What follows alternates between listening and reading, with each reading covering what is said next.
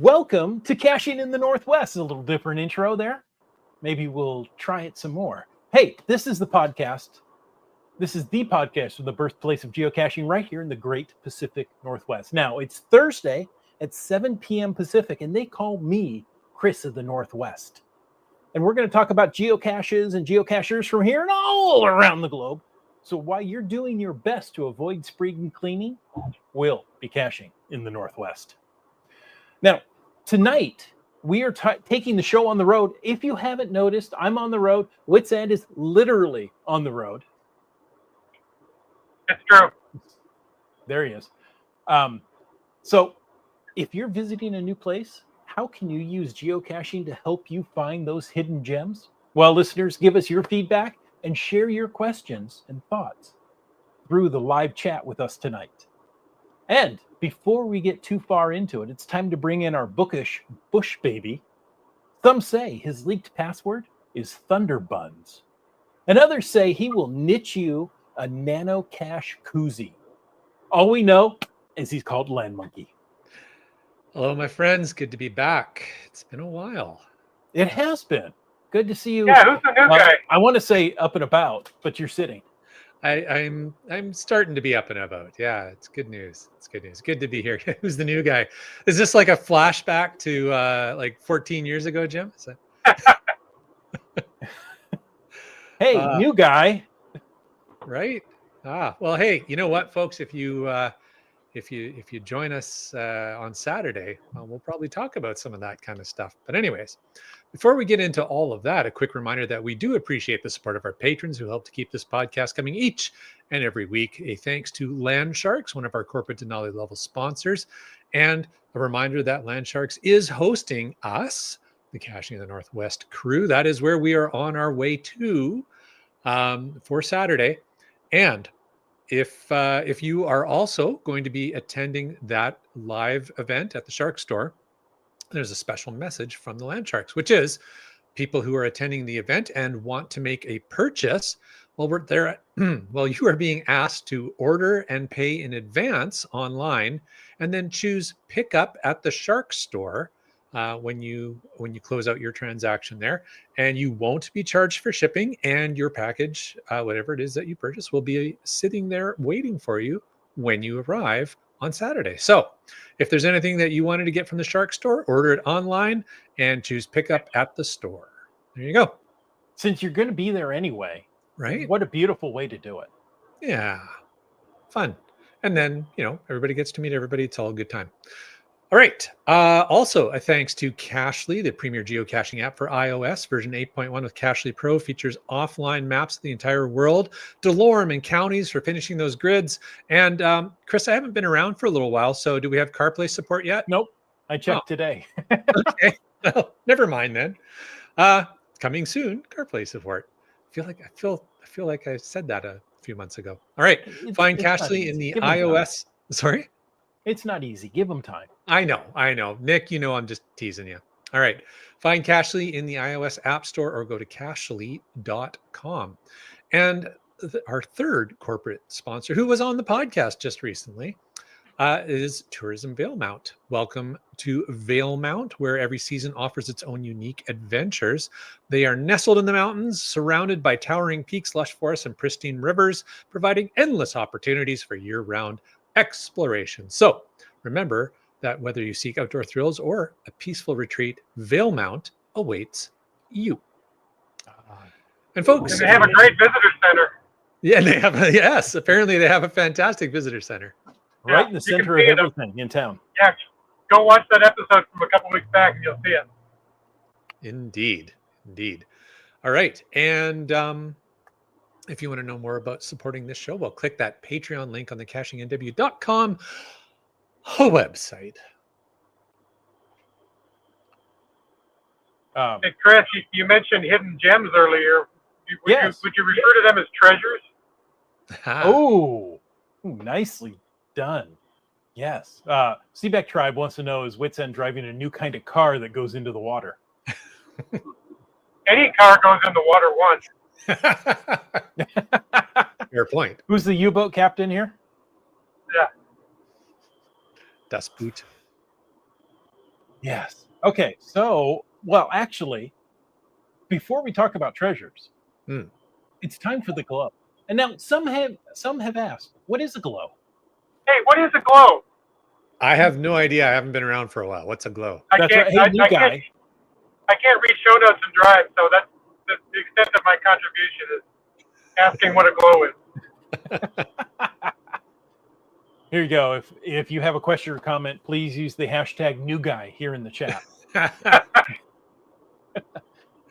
The glow, back to that one, is the geocaching log of the week. So whether you read it or whether you wrote it, we want to hear about it because great logs simply make geocaching better. Now, send an email or a recording on that fancy smartphone of yours so we can hear it in your own voice. You can email that to feedback@cachingNW.com. You can call in to 253-693-TFTC and show us just how you glow. All right. Well, since Wits End is needing to pay attention to the road ahead and not read show notes, I'm going to jump in for him here. Indeed. Hope you don't mind. Carry on. Okay. All right. So this is a glow sent in. It comes from a Cache Odyssey cache, GC Bravo 02 X-Ray 4. All right. And it reads, wow, where to start? For about a year now, I've had almost every attribute except the GeoTour partnership and Lost and Found. That means this attribute was the most likely way for me to earn the Diamond Attribute Badge on Project GC. Last summer, I had the opportunity to get a GeoTour for the State Parks one here in Michigan. Spoiler alert, this is in Michigan. But time just slipped away too fast. Now, imagine my surprise when I see a new unexpected GeoTour published within a 30-minute drive. Ooh, I would be very surprised and pleased. All right, well, instantly, this cache was the top of my priority. I must get the attribute. Plus, who doesn't love a good library cache? I love a good library cache. Indeed. In case you were wondering. I know you were. I was very curious. Speak Thank out. you. Okay, there we go. We've rounded it out with the hosts. We all love a good library cache, as does the mysterious submitter of this glow, which I will reveal by the end. The opportunity presented itself today after my event and grabbing some Cold Cache Crew caches. Offer and Twitter mentioned that there was about 1.5 hours until the library closed. So we drove over there and made it with about 40 minutes to spare. I have done several library caches in the past, so I know what to expect. I followed the letterbox instructions and there it was. Not what I was expecting whatsoever, and a great surprise at that. This is a super cool container. Oh, must be a fridge. Oh, well, it was the Cool Cache Crew. Yes, indeed. Cold Cache Crew. Yeah. So this was a super cool container, and I'm glad I came out to find it. Of course, with the bonus of it being a large and a letterbox. Luckily, Tweeter had a quarter on her, and we were able to get the container open. It ate the coin, but that's okay. Log signed, and we marveled at the cache for a little bit. Coin-operated cache. I think I know what it is. Favorite point left for finally filling this attribute, posting a GeoTour cache nearby, a great container, and a library cache. Special thanks to Merlin1392 for placing it, and the library for allowing it to be housed there. TFTC. And this was submitted by Merlin1392. So what do you think the container was, Chris? I think it was a newspaper vending machine. That makes sense. That would be my guess. Yeah. Although since it was cool, maybe it was like a pop vending machine. Ooh. Oh, okay. Yeah. Quarter each. Yeah. There you go. Yeah, and by putting money into it, I think would help to save the cash from being muggled. You know what? If you have to put money in, that is definitely going to save the cash from being muggled. I agree. That's funny. Good point. People may want to muggle a cache, but are they going to spend money to muggle a cache? That ups the ante for sure. Yeah. That's awesome. All right. Well, thank you very much, Tim, for sending that in. And a reminder to all of you, as Chris said earlier, send your glows in either by email like Tim did, or record it to feedback@cachingnw.com or 253-693-TFTC. There you go. And, or be like Wits End and have a nice glow coming through your window as you're listening to the podcast. Indeed. Yeah, I planned the timing of that just for you. Oh, thank you. Hey, tonight, if you want to get in on the chat, and guys, you always do. I thank you so much for that. Use the hashtag travel. Maybe Wits End will be a inspiration for you. You can bring up any question, including, what model car is Wits End driving right now? And just, throw that out there. Is it waterproof? Right now, it seems to be stuck in a fern. And of course, you can use the hashtag FATAS to bring up anything you want for the after show. Indeed. Hey, if I'm not mistaken, is Fern not German for television? I don't know. I'm studying French in Duolingo, not German. Okay. It just occurred to me that, ironic if people are watching this on their TV, that Wits End is in a fern. In a fern. There you go. In French, it's télévision. So, I mean, those I-N words tend to be French. Indeed. Yeah. All right. Well, this has been fun. Cultural experience. Wits End, you brought up earlier about treasures. Yes, sir. Did you know our research department has been on the case of treasures lately? And we found out that there's a way to lose your treasures. Those treasures are not permanent. Has anybody else experienced losing a treasure? And Seabeck Tribe is casting onto her TV. There you go. There you go. The fern, as one might say. So the research department, via our Discord server, there's another one. Go to the cachingnw.com page, and right there you will find a link to our Discord server. Go join that, and let us know what you think about, just about anything.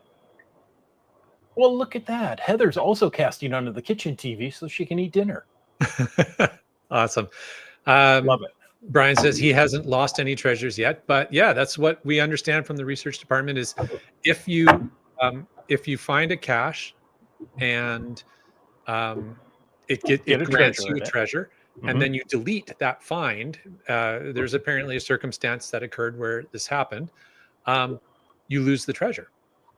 Or if your log gets deleted, say by the cache owner, you will lose that treasure. Yeah. So now, very interesting. I don't think that's the case with souvenirs. I think it just sticks there. I don't know about that.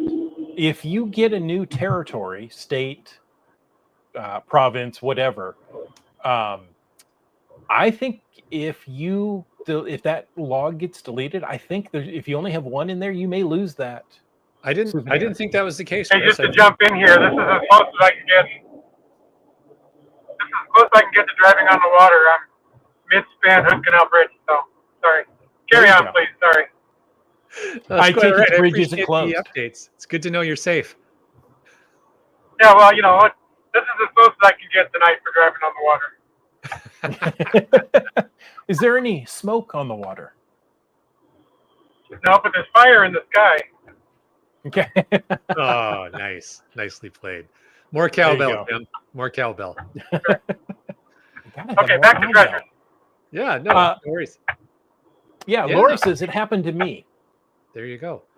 So lost a treasure when a log is removed, deleted.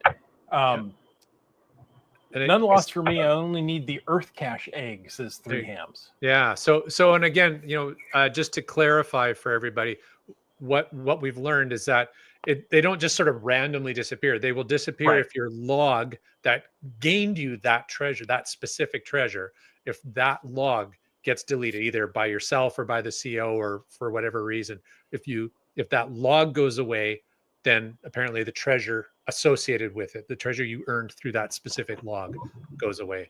as well. So Exactly. we're not saying that they're just randomly disappearing, just in case people Well, were getting I concerned. had to build it up somehow to get people's attention. Create a little suspense and concern. Yeah. Yeah. Have you considered a job in the news? Ooh, no. On a souvenir, says the Seabeck tribe. I deleted a missed log on a cache in another country. Had HQ delete my souvenir. So you are correct. I had experienced or heard that elsewhere, so I never happened to ask, but I was aware that that was the case with souvenirs. But there you go. All the things we're well, learning tonight.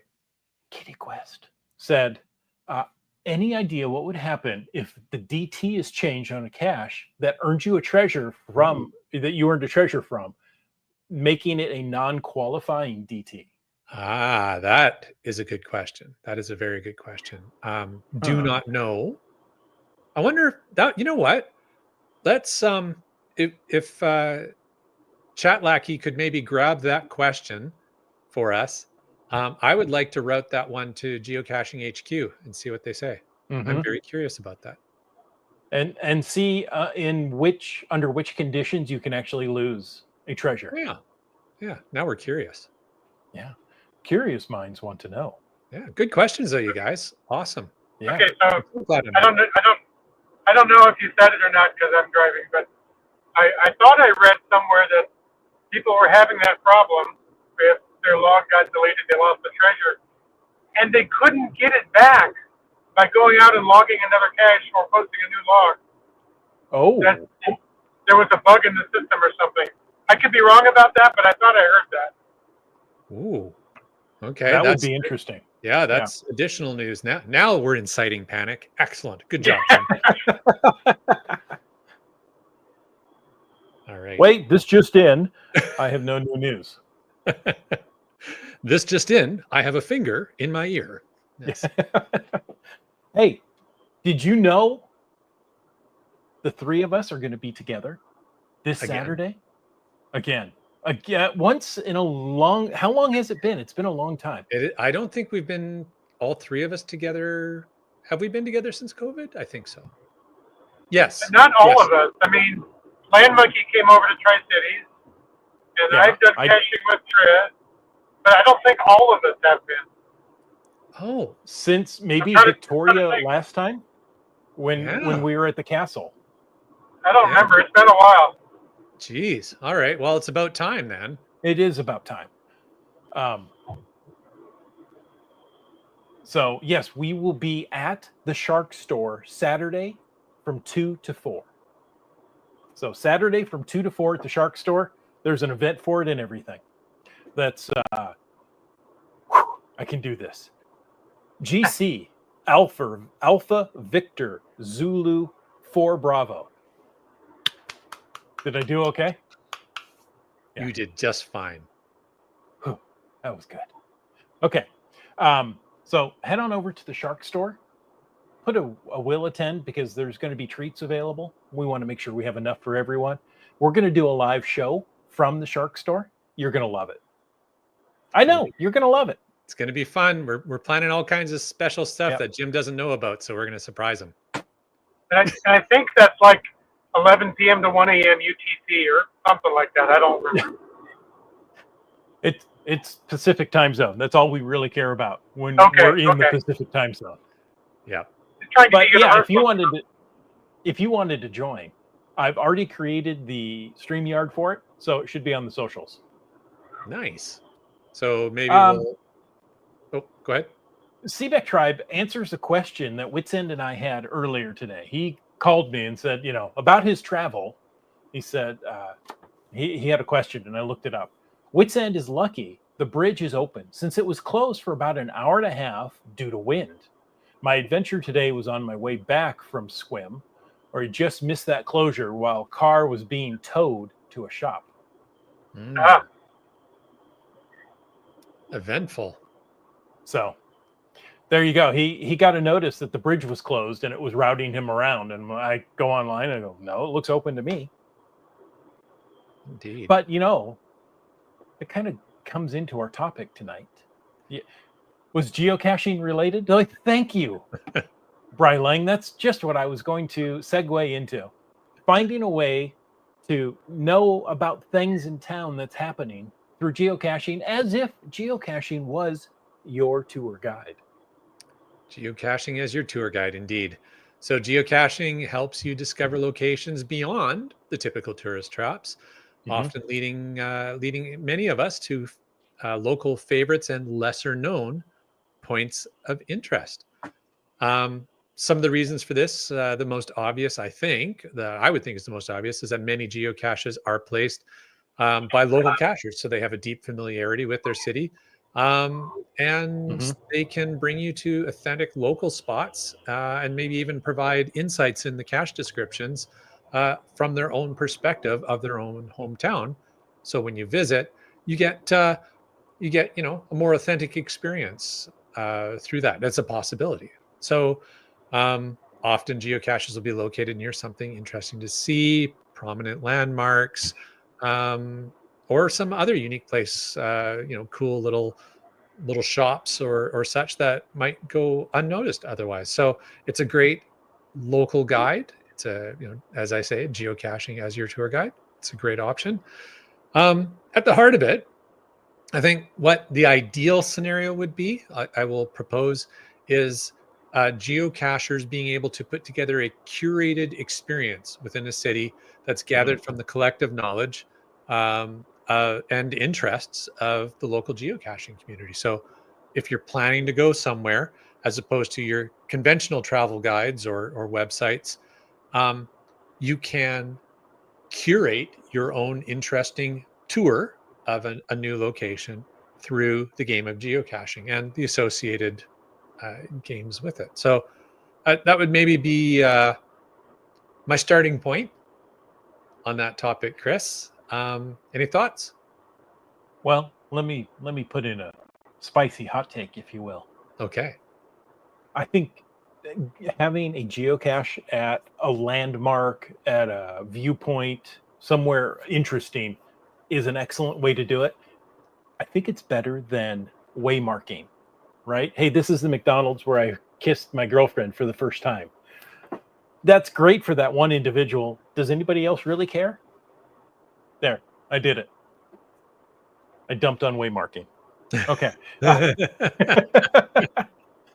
But then again, waymarking, has some interesting waypoints in it as well. But I think geocaching just has that little, you know, higher quality location.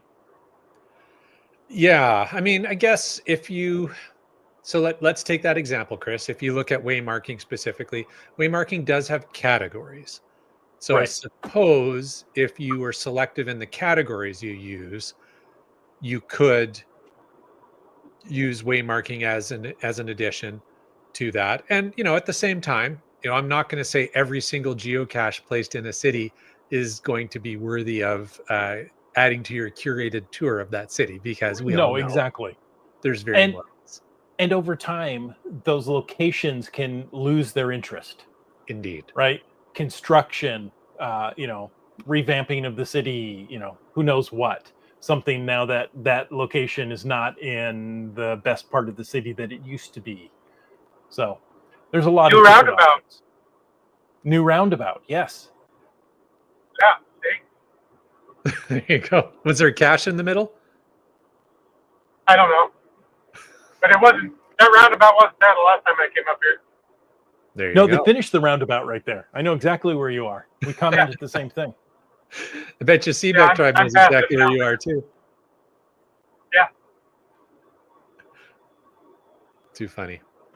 So, some of the first ways I think about geocaching as a tour guide is through adventure labs, right? I Yeah. think adventure labs are actually finely tuned just for that purpose.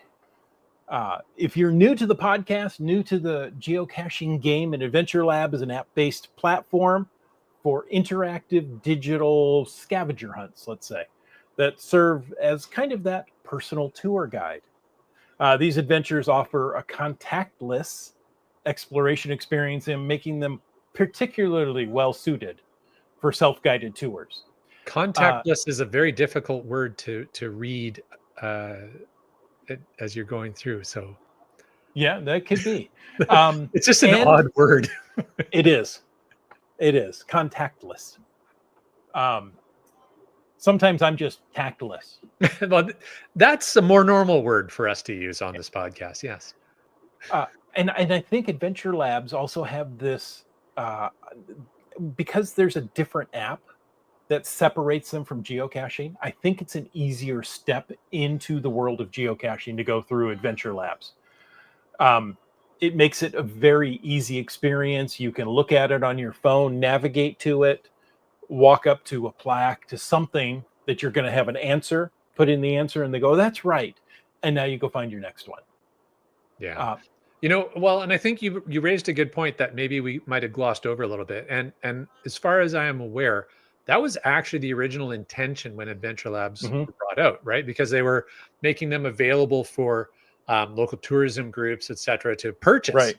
a set of Adventure Labs, and then along came COVID, but and changed the way the games played. But that Changed the whole world. it did. But more importantly to us, but it's so it really is what it was designed, what Adventure Labs originally were designed for. And I think a lot of people who have subsequently put out Adventure Labs are still putting them out with that kind of idea in mind. Not all of them. There's some varying levels of creativity in Adventure Labs, but definitely they can be a good tool for exploring around a new area for sure. Yeah, exactly. We used them to learn our way around the Great Cities when we first moved there. So, Interesting. and my wife liked the so I've noticed there's quite a delay here between the time I start talking and the time it catches up to you guys. So I apologize for all the interruptions. No, but I'm trying to make something. I think the delay is on the audio coming back to you, Jim, because it's actually pretty smooth. Okay. But yeah, when we moved to the Tri-Cities, we didn't really know a lot of the area, so we went out several evenings and did Adventure Labs. I think Adventure Labs are also good because they're formatted a little differently, right? You can have some intro text to describe the history, and then once they found what they're looking for, you can have some other more descriptive text actually explaining what they found without giving away the hint. I think that's really nice. And you have that journal that you can go back through and look and go, wait a minute, we found that. What was that one again? What was that about? I forgot.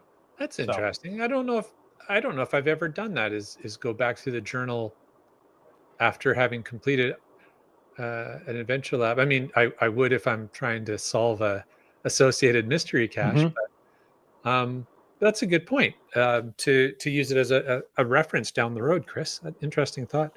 Sorry, I had another thought I was going to bring up on the Adventure Lab topic. I personally now okay, so you can create a 5-stop Adventure Lab. Once that's published, you can go request another 5-stop Adventure Lab. You can have one at a time. I don't think there's a limit to how many you can have now. I think GCHQ has said, you can keep doing them as long as you only have one at a time. So I think so. Yeah. Heather says her Muggle husband prefers Adventure Labs. He'll go geocaching, but he won't do night caches. So there you go. She should have him do the night where I go. And Scott brings up a good point. He says, of course, all of that is if people read the descriptions, and that's the case for any cache or anything, right? Is definitely that can be a challenge. Whoops. I think we're both clicking on the same thing. Oh, okay. So Brian says you can get 1 new Adventure Lab credit every 3 months as long as your last one is published. You can't stockpile them. So yeah, thank you, Brian, for clarifying that for us. There you go. Yes, thank you. I didn't realize that. Yeah. Scott says it wasn't me that clicked on it, so you know. Sorry, Jim? You guys were both talking about clicking on the thing at the same time. I just want you to know I didn't click. For once. Well, okay. And we'll have to believe him this time. Very cool. So, all right. Well, thank you guys for that. Yeah. Correct. and because Adventure Labs, as we were saying earlier, don't have a physical container, nothing to sign, I think it makes it easier, less of a barrier to entry for the new people, right? They come in, think, oh yeah, it's all done here on the app. Click, click, click, type Right. in an answer, off you go. The whole game is Um, contained within the app. Yeah. yeah, Yeah. exactly, Hey, exactly. It didn't exist before the app. Well, it did, but not. I mean, not in a different way that geocaching does, right? Geocaching existed before the app in a completely different manner. After the app came out, then it slowly changed to what we know today. yeah. I remember what I was going to say, Chris. The other thing with Adventure Labs that makes them great for using it as a tour guide is that they can be themed. Yes. You can select themes to apply. So if you're going to a new city and you're searching to say, okay, I want to see if there's Adventure Labs that are going to do like a brew pub tour or a museum tour, then you Mhm. can actually click on those, or a walking tour. You can click on those categories and see what comes up, and maybe there'll be something that's actually themed on how you would like to explore that new location. Right. But if you don't search for those categories, maybe you're going to step into something new that you've never done before. Jim, how did that Now, work? class, Yeah. I want you to write a theme. Oh, that's different. Jim, what you had mentioned that you use them to explore and learn the new city when you moved there. Did Yeah. you leverage the themes, or did the themes at all play into how you were using the Adventure Labs? I don't remember the theme specifically being a big factor for them. Mostly we just were trying to learn the area. There was one I remember specifically that I guess it was a theme, but there was kind of a story, of some historical events that happened around this one area, and that was kind of fun. So they all had a theme that way. Mhm. Cool. That's a good question. I think I maybe I'm going to breach this topic now. Geo tours also work that same way, right? They're themed. They're usually done by an organization, be that the convention bureau, visitor bureau, somebody like that in a town that's going to have you hit some of those highlights of that town. Um, I think those are really good as well. But that's Yeah. full on geocaching. It is, and again, it's curated now. This time, the Geo Tour is curated by somebody else for you. So, like when I used the word curated before, I was saying go into geocaching.com and do the legwork yourself and curate a Right. list You do it yourself. of Yep. caches. But yeah, Geo Tour is someone else has done that curating for you, and I think this is where it becomes important, like Scott was saying earlier, to read the descriptions, right? And I To see this. actually read the descriptions. Well, for GeoTour caches, I do. Like I don't, if I'm just doing a bunch of, if I'm doing, Joe average traditionals, I I won't often read the description, um, but if I'm doing a GeoTour, I usually will, for any number of reasons. But also, to me, it's someone has taken the time to curate this GeoTour, Right. and there's a reason that these caches are being specifically laid out and positioned where they are. Uh, I mean, let's be honest. Often with traditional, your average traditional, it's placed somewhere because the space was free. Um, so Yes, exactly. And it could be a lamppost cache in a big store parking lot. That's not really, worthy of a tour stop in a brand new town. and it probably won't have a lot of favorite points either. So Right. So yeah, look for those highly favorited caches and look for themed adventure labs. That's going to help you find the places that people really want to go. yeah. Hey, we were talking earlier about treasures, Mhm. geocaching treasures, and I think this is something that Brian from HQ had mentioned when he was on the podcast when they were releasing the treasures. Gosh, what was it, a month, 2 months ago? Um, but this whole idea that treasures, the souvenir type things now that are being put out there, um, Digital collectibles. the digital collectibles, yes, the MFPs of geocaching. That treasures could be a great way for an organization to create a geocaching adventure around a community or a city, Hmm. Hmm. because you could have treasures that get unlocked through certain finds. That maybe the treasure is a historical figure, um, or something unique or specific to a facet of that city that you're visiting. So that could be a really cool way, because they can be geofenced. Treasures can be geofenced. So I think that would be an interesting thing to see if that starts to happen by tourism groups working with HQ to implement that. Hmm. In the area that I'm from, Lewis and Clark are big historical figures, right? We could do a Lewis and Clark set of treasures, based on some of their discoveries and their travels. So Yeah, something like that. that would be cool. All right. Let's see. I'm going to jump around in our notes a little bit, Chris. Well, I'm going to help you here. Okay. From something from GSM times 2 says, Yes. it's funny that everyone will read the description for a mystery, for multis, and for every other type of geocache except traditionals. Now, he goes on to say that adventure labs are not traditionals. Correct. They are not. And yeah, it's true. I think most people probably don't read the descriptions on traditionals unless there's something very specific about that traditional cache Mhm. where, you know, I don't know, like maybe if you're stuck on it and you're you're not finding it, maybe there's a hint in the description. I don't know. But yeah, Yeah, I think he's right. I I think tend to very rarely do people read the I, description on traditionals. I tend to not read descriptions on earth caches because I usually just ignore them. It makes them a lot harder to do, that's for sure. That does increase Or the I, difficulty. or I geocache with you guys, and you say, here's the answer. So log this cache. Okay. No, we Answer don't. sent on behalf of Wits End. There you go. So I think yeah, one of the things I wanted to raise is maybe some of the negatives, though, potential negatives of Okay.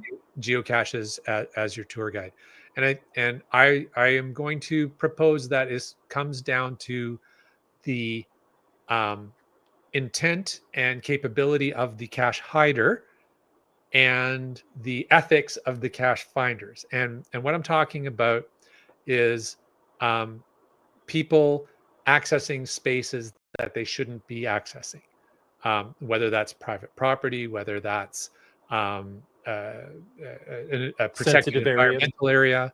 Mhm. Yeah, that if you're not familiar with the area, but there's a geocache there that you want to find, um, you're going to be motivated Yep. um, to move forward and go find it. So I think that's something that cache owners need to be very aware of when they're placing the caches, is that these can be a draw for people visiting your Mhm. community, and they Mhm. may not be aware of the caching ethics, the leave no trace expectations of where you live. That's a really good point. I know I have found geocaches that led me to a trailhead that was like between two houses, and I look at that and go, I would never have gone down here. But clearly in the description they said this is a public access trail, and a little farther down was the beach, and it was a beautiful beach to come out onto. But I would never have tried that because I didn't know it was a public access beach. Once you take a few steps in, there's a sign there that shows you, but it's become overgrown from the road, and you Mm. don't see that. And so, having geocaching as my tour guide in that one led me to a beautiful beach scene that I had not known about previously. So, That's a really good point, and I think for Laura and I, a few years ago, we enjoyed a couple of weeks in Bermuda, and we were visiting there with our friends the land sharks, and Laura and I we had a few days where the two of us went out on our own and just Mhm. walked and let geocaching be our tour guide, and found some amazing viewpoints and beautiful little spots that we never would have come across otherwise. So Yeah. Yeah. I think that's a really good point, Chris, is that and that's maybe the positive side of this, is that there might be an area where you're like, oh, I don't know, it doesn't look like I can go there. But there's a geocache there. But that's the tricky bit, right? It's like you at that point as the cacher need to make a decision of should I be going here? You know, I can't tell you how many times I've geocached in a park and the GPS is leading me on the other side of that fence to what it looks like residential property. I'm like, this can't be right. Right. I'm not going there. I'm not going to go into this person's yard to find a geocache. You know, my GPS must be off or the coordinates are off. Let me read some more about this to determine, you know, maybe there's a hint in there that says, you know, look up into the pine tree. Oh, well, look at that. There it is. Rather than, you know, just blindly following the arrow. Yeah, and that's a good point, because the coordinates can be off a bit too. Yeah. Brian raises a good point about caches in suspect areas. Reviewers are usually aware of ecologically sensitive areas or areas that geocaching would be frowned upon, and so yeah, that generally speaking, yes, but also things change, right? Like a reviewer may have published something because the area was reasonable or an appropriate place to put a geocache 5 years ago, but maybe that's changed, right? So yeah, or a set of railroad tracks have been decommissioned. Right now, we can go hide the cache on the railroad tracks because they're no longer active. yeah, Something like all that. kinds of stuff. Yeah. So Now, yeah. one thing I'm guilty of when using geocaching as a tour guide is wanting to get them all. Right. So sometimes I will, you know, be so nose into my phone that I don't look around to this beautiful spot they brought me, or I find it, sign it, move on to go get the next one because, you know, you got to go get the next one. That you're not really appreciating the spot that it's brought you to. That's a good point. You've got the geo blinders on, and you're so focused on the game that you're not taking in where they've brought you. And maybe that's a valid reason, going back to what Scott was saying, that's a valid reason to be reading the description, because maybe it's just a traditional on a trail, or, you know, some urban traditional, but maybe it's like, hey, when you find this cache, go down this path to the left and you will not believe the view from there, right? Because you can't always put a traditional everywhere you want to, which is why virtual caches and earth caches exist. But yeah, I think that's a good point, Chris, is that we can get so busy, so focused on next find that we maybe miss the whole point of why the cache was placed there. Yeah, good point. Exactly. Stop and smell the roses. Exactly. And while you're stopping to smell the roses, do a little CITO, a little cash in, trash out. Right? Carry a shopping bag with you if you can still find plastic shopping bags, right? Not in the Northwest. Yeah. Not in the Northwest. What I've been using lately is what I call vegetable bags. So in the vegetable and fruit area, you can get the really thin plastic, clear plastic bags. Well, those roll up really small. And you can take those, you know, roll them up tight and stick them in your pocket, put them in a backpack. And that's going to help you carry out a few small pieces of litter. And that's usually all I find. I'm not finding, you know, car fenders every time I walk into the woods. But, you know, if somebody dropped a soda can or a wrapper or something, that's going to be more than enough and easy to pick it up. You can use it like a glove, pick up that item, you know, tie it off, drop it in the garbage can on your way out. Yep. I mean, I guess it goes without saying, but, you know, be careful what you pick up. If it's broken glass or if it looks like a needle sharp, then, you know, unfortunately, it is now somebody else's problem. But, you know, don't take the risk, especially if you're traveling, right? Because you may not have your first aid kit on you. Starcacher says, but you will never be able to open those vegetable bags with the trash in. Yeah, not without licking your fingers first. That's for sure. Yeah. It's just like a USB drive, right? You try one end, no, that doesn't work. You go to the other end, no, that doesn't work. You go back to the first end, and finally you get it to open. Yeah. Yeah. Chris, why don't we talk a little bit about the pre-planning, the planning to use geocaching as your tour guide before you leave home. Any advice or thought? I've already left home. Okay. So what did you do before you left home? Apparently, I'm sitting in a sauna. So, what I like to do. Don't sweat it. Okay. Ooh. Yeah. Whew. I'm gonna drop be a hothead. 7 pounds. Oh, drop 7 pounds during a podcast because of that. What I like to do is look for the highly favorited caches. That's what I do. So I go into an area, say I'm looking for something over 50 favorite points, over 100 favorite points. Let's see how many people have noticed here. Hang on. I have to change subjects. He goes, Wet Coaster goes, a sauna with dishes. That's right. And water. Don't forget the water. Yeah. Yeah, I'm going to be in here a long time. Okay. Sorry. Why can't you have a meal in a sauna? Just bring in your frozen vegetables, and they'll cook over time with you. I'm pretty sure there's a sauna in, I want to say it's Finland. There's a sauna on a Burger King where you can go and get your Burger King meal and then sit in the sauna and enjoy it. Can you enjoy it in a sauna? Okay. It's a thing.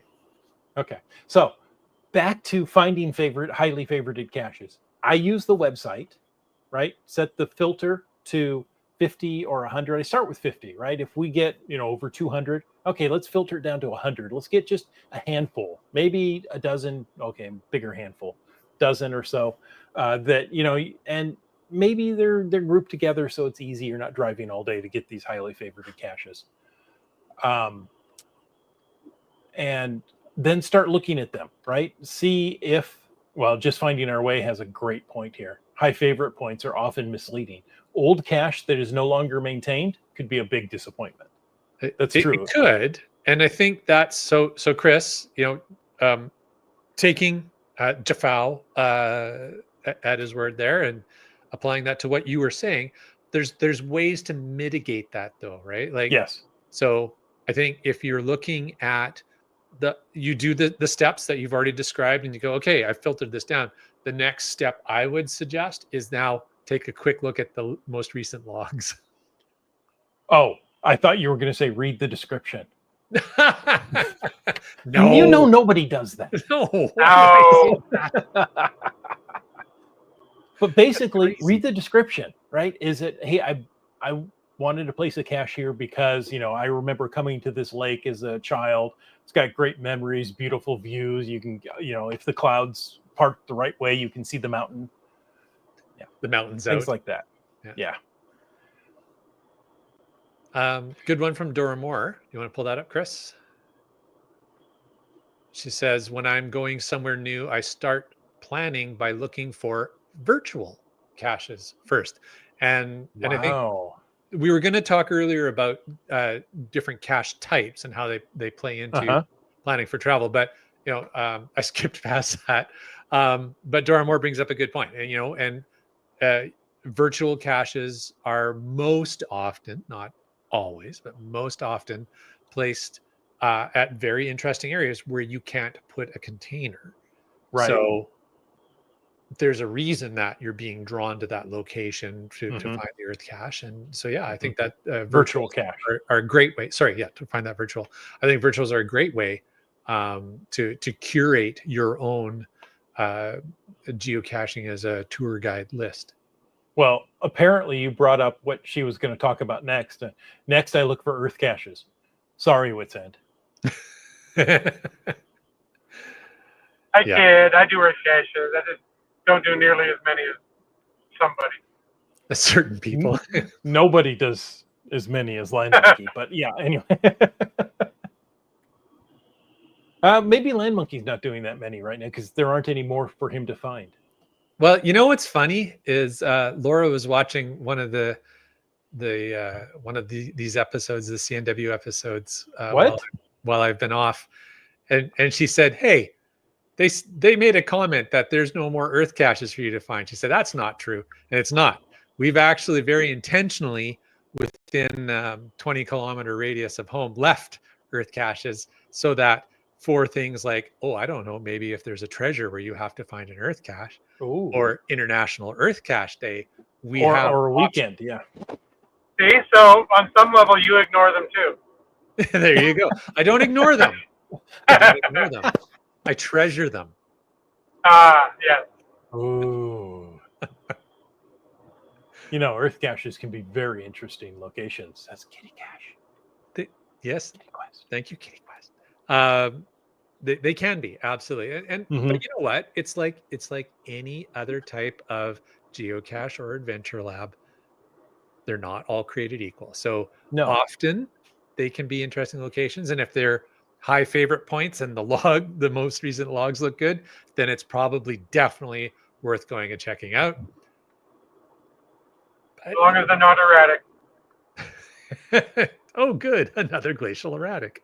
Yes. Yeah. Yay. Hey, by the way, I want you to know, Squim welcomed me. It said so on the sign.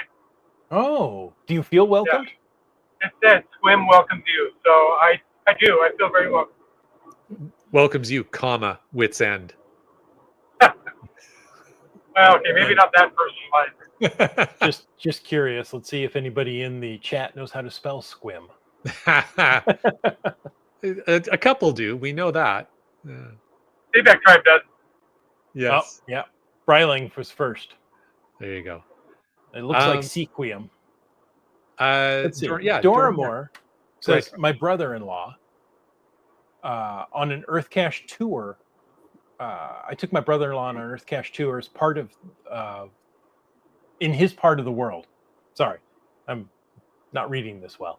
I was shocked, and so was he, and delighted at the new places it took him. Yeah. So there you go. That's awesome. Way to go, Dormore. And Wits End, Seaback Tribe says you missed her event in Squim this morning.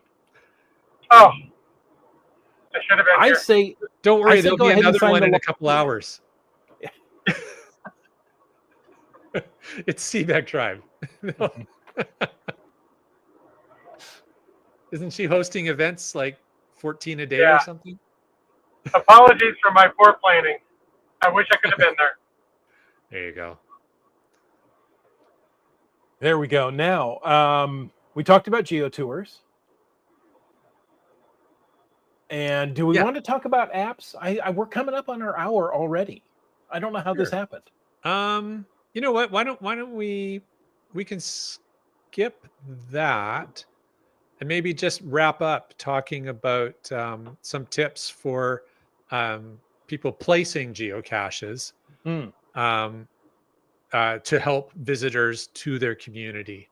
Maybe some pro tips on how to create curated adventures. Consider approaching your local established, I can't even say that word, estabulary. To some extent, I can't think of the word I want to say, you know, your local tourism government. group. Yeah.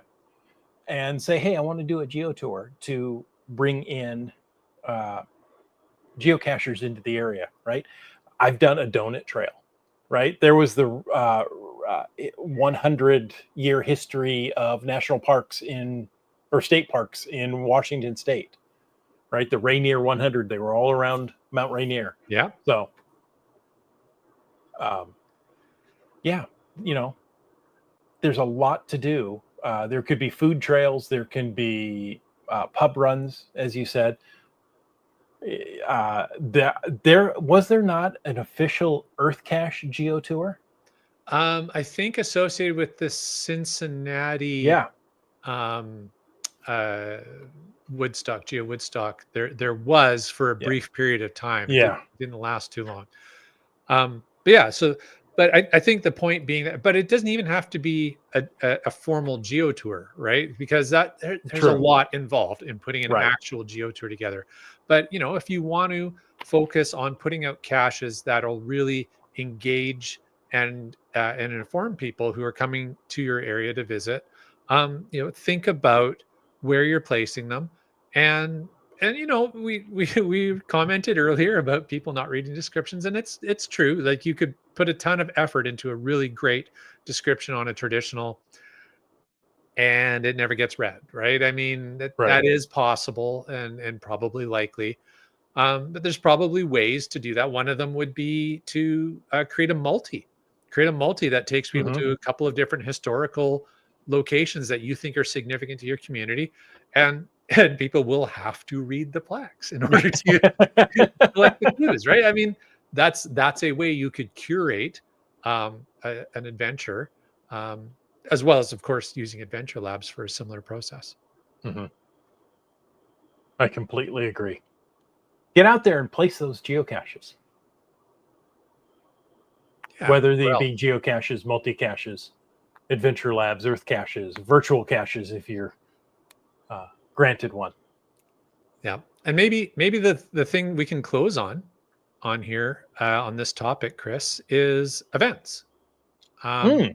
If you're, and I think it's a good segue into Saturday, but if you're going to a new community, look for any events, any geocaching events going on during the time that you're going to be there. See if there's any locals you can connect with, because not only will you meet some of the local cachers, you can ask them.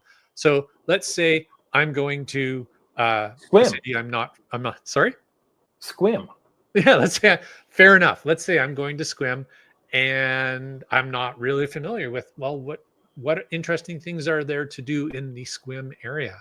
Well, I can go there and I can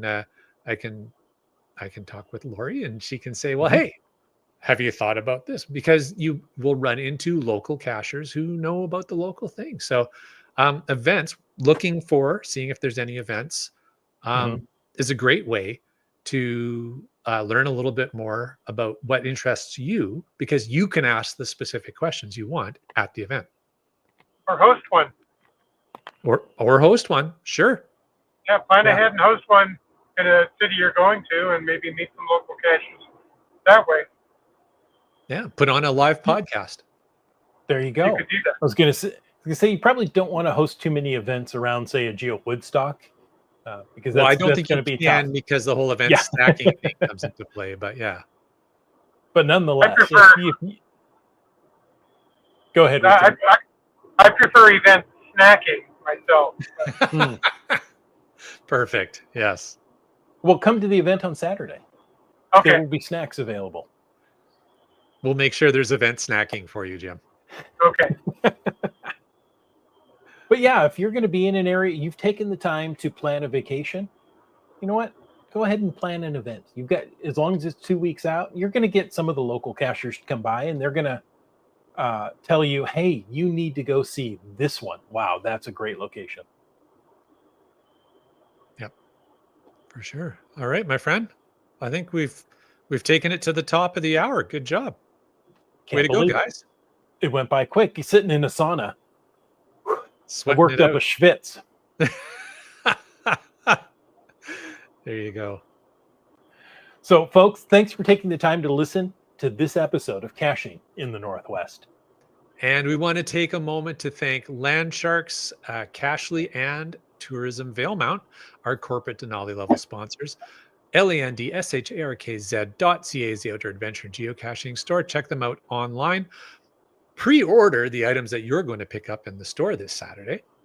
And thanks to Landsharks for hosting this event on Saturday. We're really excited to be there.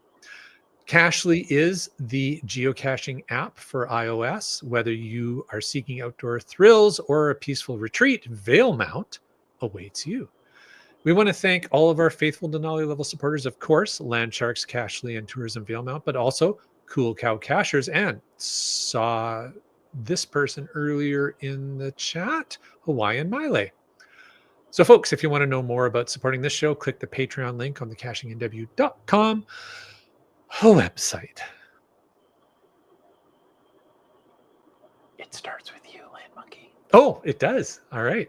Just like UDAC, Core Scott, Gas Station Tuna, you talks to rocks. Team Noltex, Geocaches. Gundark 2000. Wow, that's a fun new one. Isn't that nice? Kitty Quest. Kid Vegas 19. Just finding our way. Jaffow. Are we still doing Jaffow, or is that? Yeah, I switch between that. I like doing the Kirk impression, but yeah, that's pretty good. Jaffow. All right, Terrible Tease. Green words. Railroad. Limax. Dora Moore. Wet Coaster. GSM ×2. GeoNav Pro. Trexer. Sprouter. Peach of Washington. Genies. Ackerdock. CRS 98. The Camp Clan. LG 9000. J-Car. NW Cats. Sky Hawker. Antaeus. Butterfly Girl. Whidbey Island Gal. M-Nerve. GeoBirder. Subway Mark. Alondro, who's in the chat and is also new. Awesome. Keats 94. Seebeck Tribe, who's in the chat, not new. Just Carlo, who I saw earlier in the chat. Is that what we're going to do for everybody's in the chat? Yeah. And Alan. Alan, we don't know if you were in the chat or not. Alan, give us your geocaching name. Wow, it's been months and we're still waiting for Alan's. We still don't know who Alan is. Okay. Well, we know who Lost Ken is. Flagman. BC Rockcrawler. Boomer 365. Logwork. Mountain Bike. And B Pendragon. And folks, thanks for taking the time to listen to this episode of Caching in the Northwest. Your support helps keep the quality shows coming. So if you like the show, please click the Patreon link on the cachingnw.com website. Better yet, share your ideas for things that we can talk about. If you like the vibe, please subscribe wherever you get your podcasts and give us a review. If you were in a restaurant, you would tip. If you were in a live audience, like you could be on Saturday, you would clap. But since you're on a podcast, leave us a free, fast, fabulous, fantastic 5-star review. Of course, you can call into 253-693-TFTC and leave us a comment, ask us a question, or help us on a drive any time of the day or night. And of course, you can email us at feedback@cachingnw.com. Join us every Thursday night at 7 p.m. Pacific for a live show and lively chat. The show's produced by Chris Umfenauer, Jim Paulwitz, Jay Kennedy, and Brian Lang. The show's licensed under a Creative Commons Attribution 3.0 license, copyright 2025 by Chris Umfenauer.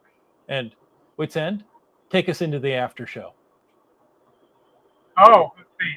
And now stay tuned for Echo, the after show. Thank you. It didn't really work. It was awesome. Loved it. I think we have just one or two Fatasify items. There was a couple in there for sure. Folks are curious who found the key from last week's show. Yeah, I am too. I haven't heard. We'll see if Maybe we find it's still out. there. Maybe. I doubt it. I drove by it and drove by real slow, looked under the tail. I couldn't see anything, but Brian Lang wants to know how many miles Wits End traveled during the podcast. At the speed he's going, it looks like about 12. I traveled more miles during the podcast than I did for quite a while during the trip over. Because certain spots were really slow. Okay. Fair Yeah, I enough. should have set a trip meter when the podcast started. Heather, whoops, I can't click here. Heather is currently working on the Thomas Guide Challenge. I haven't heard of this one. The Thomas And Guide. Can you still get the Thomas Guide? Interesting. Or maybe the challenge cache itself just has it embedded on there. Has the grids on there? Yeah, or maybe it's in a challenge checker. I don't know. That's cool. That'd be good to know. Good question. Good question. GSM times 2 wants to know who has completed which collections of treasures. How about you guys? I just did a couple. Yeah, I haven't. I don't know. I don't know where I am, to be honest with you. I did the, Oh. I don't know what the 4 and the 5, whatever the first two things were. Yep. Yeah, I The haven't basics? gone. Yeah, I haven't had time to go past those yet. Well, you know what? This weekend would be a perfect time for that. You know, maybe I will. Now that you mentioned it. Yeah. Why don't you come up to Vancouver Island? You should be able to do it there. That's a good idea. I'm nearly there anyway. So, Okay. Well, just okay, I keep think I going. will. All right. You're only about an hour and a half away. Yeah. That's awesome. Start Casher says he's still working on the first set. Quest has all the treasure. There you go. And Brylang says as of tomorrow, I should have all the treasure released to date. Ooh, there you go. Hawaiian Miley is working on the eggs and tools. The navigational tool set. Yes. Okay. So I guess that means completed the first two and working on the second two. Sky Hawker only needs a letterbox. Ooh, there you go. Yeah, it's interesting with that the Easter egg set. Like some of the cache types, there may not be a lot around where people live. So, Well, GSM times 2 says I found one egg. I got the other collections through normal geocaching. right. So he's going to have to do some abnormal geocaching. Go out with Abby Normal. You'll find them all. There you go. What else? Oh, there's And- something about a key. Heather responded back, I have the 2007 version, which would be the Thomas Guide for Portland. It newly has a checker. I was only missing 10 pages. Oh, wow. Only 10. I guess that's one cache per page. I think is how I would those assume so, challenges yeah. usually work. Okay. Well, good stuff. Jim, how do we pronounce Gary's name? That's for the use Skewly. That's the one. Yes, that one. He I don't needs know if 3 that's eggs. right. I'm still wondering if I did this correctly or not. So I love impressive. the fact that you didn't even look down and you just rattled it off. It's easy to do when you're making it up.